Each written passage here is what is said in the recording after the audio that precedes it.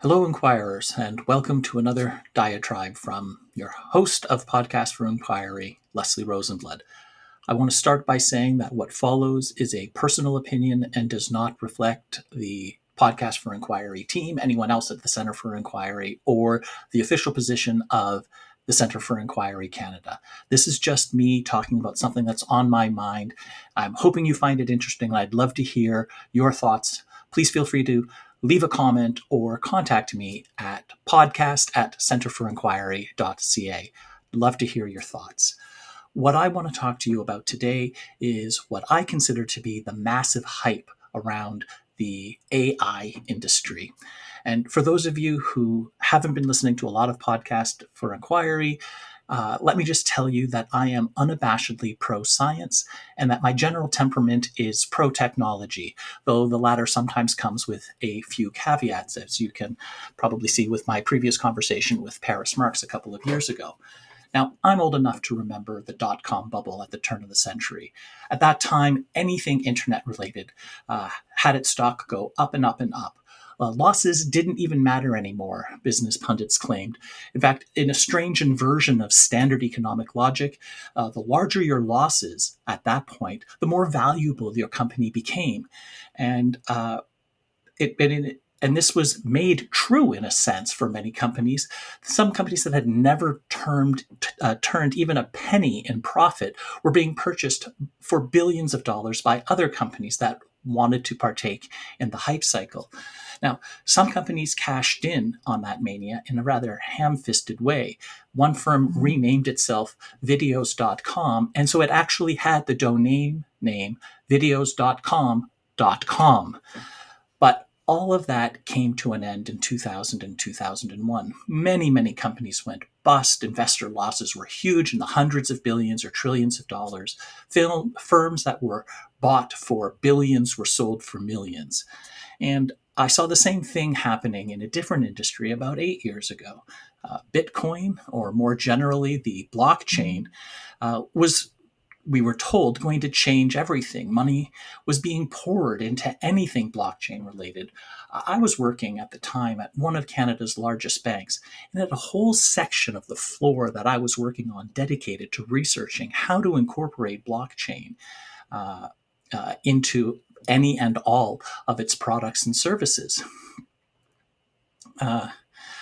And nothing actually seemed to come of that. It's now nearly a decade later. And if that company offers blockchain on any of its products or services, it's escaped my attention.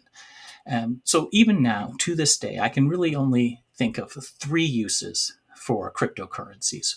One, it's a way to gamble. You think it's going to go up, so you buy some, and when you think it's about to go down, you sell it, and hopefully you turn a profit. Folks like to try their hand at buying low and selling high, and it's volatile, so it goes up and down, and some people actually do make money on this. Some companies want to ride the wave. I read a few years ago, I think it was a soft drinks company, and they legally added blockchain to the name. They changed their name to whatever it was, and they just appended blockchain to their name. And again, according to the media report that I read, nothing changed about its operations. It didn't use blockchain before they changed the name, and they, at least, the next day, they weren't using blockchain then either, except for having it in its name. But its market capitalization went up by more than 100 millions overnight. So it's not really a use of blockchain, but it is a way to cash in on the hype without actually having to do anything else. So, congratulations, I guess. And then the third way the third genuine use case for blockchain is to move money outside of official channels. Now, this can be done by freedom-loving groups and organizations suffering under an authoritarian regime, or it can be used by individuals or organizations wanting to launder their money through illicit means, not having to pay for capital gains taxes or any numerous reasons that people want to launder money or make money obtained through illicit means clean, that they can spend openly. Now, both are probably true, the freedom fighters and the folks trying to avoid official responsibility for their actions. But personally, I'd wager that the amount moved by criminal elements is orders of magnitude more than those with noble intentions. Now, if there's another use for cryptocurrencies that isn't also available in a safer, cheaper, and more efficient manner through traditional financial products, I'm not aware of it. Now, blockchain and crypto aren't dead, but they're not receiving anywhere near the hype that they enjoyed 5 years ago. And that's what brings me to AI. And I want to talk about one particular aspect of the AI industry. Now, there are genuine concerns about privacy. There are genuine concerns about piracy. There's genuine concerns about electricity and water usage for the data centers that power AI. There are genuine concerns about accuracy. There are genuine concerns about hallucinations. And my favorite example of hallucination is that or at least a mistake rather, there was a satirical article in the Beaverton, which is the Canadian publication similar in spirit to The Onion. And a few years ago, they published an article that said Cape Breton, a region of Nova Scotia, was creating its own time zone 15 minutes ahead of the rest of the province. And one of the major AI products started reporting that Cape Breton had a time zone 15 minutes apart. So the source didn't realize it was a satirical article and then started reporting it as fact. Hallucinations, it just invents things. The lawyer used, again, one of the major major AI products that's available to create a brief. The AI product cited all kinds of precedents and other legal cases to support his argument. He submitted it to the court. The only problem is none of the citations, none of the legal cases that this AI told him were real actually existed. It just made them up, hallucinated it. So all of these are like very genuine concerns about AI. They deserve people to look into that. I'm not going to talk about any of that, or I'm not going to talk about it anymore today. I want to put on my business hat, economics hat, finance hat for a moment and ask a very simple question. Where is the money going to come from? AI, as it's currently constituted, is incredibly expensive. The capital costs for the physical infrastructure, the servers, the processors, and so on, to build the data centers, as well as the capital costs required to build the models that are the foundation of these AI services, are enormous. We're talking tens of billions of dollars, sometimes $100 billion plus for each company. So this is easily hundreds of billions of dollars across the industry to just create these AI products. And the other major factor on the cost side is that these AI firms can't benefit from that enormous capital investment to achieve economies of scale on lower marginal costs. It's one thing to have major capital costs if your marginal cost, the cost of servicing your next customer, is very, very low. So manufacturing plants do that. Like the pharmaceutical company might have like $500 million in order to make their first pill, but then each pill that they make after that costs them a dime. Or if there's a software company who creates a great game, it might be tens of millions, hundreds of millions of dollars to create the game. But each time you sell a new one, it costs pennies to provide access to the download for people to download it from them. So each time they make a sale, it's almost all pure profit. And if they get enough sales, it makes back those enormous capital investments. That doesn't work with AI because it's very expensive in terms of electricity usage and so on for every query that they run. So not only does it cost a lot to build, it also costs a lot to operate. So in order for that to be profitable, there have to be lots and lots of customers willing to pay a premium price for the service. Otherwise, you're never going to recoup those costs. And that's what I don't see happening. I don't see massive revenue sources for these AI companies. It's not going to come from consumers. I mean, people are using AI. Uptake has been rapid and widespread. That's true. And people are interacting with chatbots for increasing lengths of time.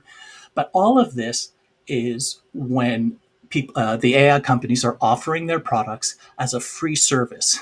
As soon as a company starts charging for it, most people move en masse to a competing free service. Very few individual consumers are paying for AI services at all. And those that do have a very low threshold for what they're willing to part with, maybe $5 or $10 a month. So people, individuals, consumers view AI by and large as fun to play with, but not as a serious tool that's worth ponying up significant dollars for. So they're not going to get significant funds, significant revenues from people. And now the next source of money is corporations. And what I just said about individuals is true, but to a lesser extent for corporations, because there is some money being spent as companies experiment with AI. They deploy free or paid AI tools to select employees, trying to push AI. You get a lot of management that's trying to push AI onto their employees. And there are some genuine revenue being made, but the numbers simply aren't there. It's relatively small compared to their operating costs. It's not even covering that, so it's not even going to contribute at all to the massive capital costs that they've expended. And so it's not going to be a source of profit, and I don't see that changing in the near future. Now, as I see it, there are only two ways that AI companies can actually make back their initial investments and become profitable. One is that they thoroughly embed themselves into government programs, especially the US government, and particularly in military and homeland security spending. And we are beginning to see this. I've read about a couple $1 billion plus contracts being signed. We'll see how well they deliver. So that's a start. But if this is actually going to be the means of profitability, this is a trend that's only just starting. It's going to need to continue unabated and accelerate considerably in order to transform artificial intelligence from a massively loss-making industry into anything resembling profitable operations.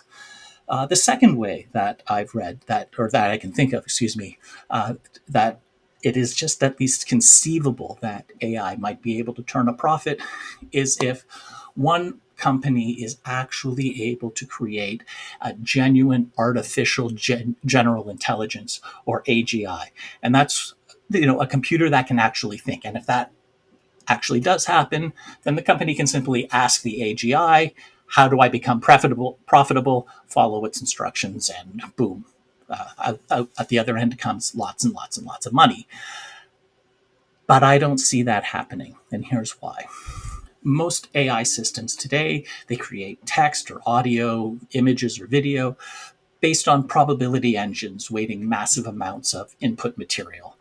And I just don't see how that approach, the current approach, will result in an AGI that will, the best scenario, and I don't think this is terribly likely, but at least it's possible, is that it might be able to provide a novel synthesis of existing knowledge. But current things, or whatever the things that we are currently calling AI, they have no understanding of the concepts they're describing. They're just vectors in an n-dimensional mathematical space that help determine the next word, the next phoneme, or the next pixel. And so what that makes for a cool toy, some useful prompts for those with writer's block, an easy way to create images, sound, or video with minimal effort at little to no cost. And that's fine as a technology, but it's that last bit that's crucial to my question. Where will the money come from?